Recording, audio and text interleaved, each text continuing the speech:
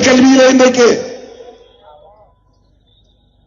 இந்துக்கள் எந்த அளவுக்கு வளர்ச்சி அடைந்திருக்கிறார்கள்.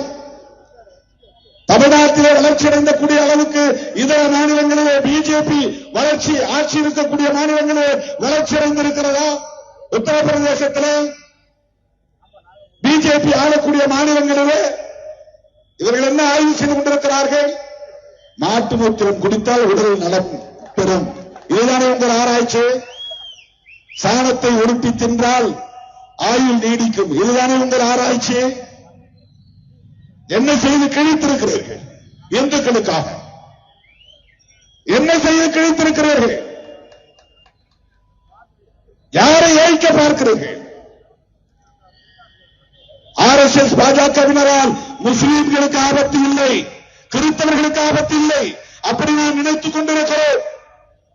அவர்களை எதிரிகளாக நிறுத்தி பெரும்பான்மைவாதம் பேசி ஆட்சியை தக்க வைத்து ஒட்டுமொத்த தேசத்தையும் முதலாளிகளுக்கு கார்பரேட் மயமாக்கி கொடுத்துவிட்டு இந்துக்களை ஓட்டாண்டிகளாக்கி வீதியிலே நிறுத்துவதுதான் பார்ப்பன கும்பலின் RSS கும்பலின் சதித்திட்டம். பாதிக்கப்பட போவது இந்துக்கள் தான். அண்ணாமலைக்கு மண்டையில் ஏதாவது இருந்தால் தானே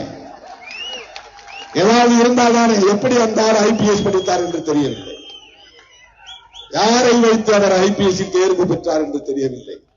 இந்துக்களுக்கு RSS கும்பலின் செயல் திட்டத்திற்கு துணை போகிற ஒவ்வொருவரும் இந்து சமூகத்திற்கு மிகப்பெரிய துரோகம் வைக்கிறார் என்றுதான்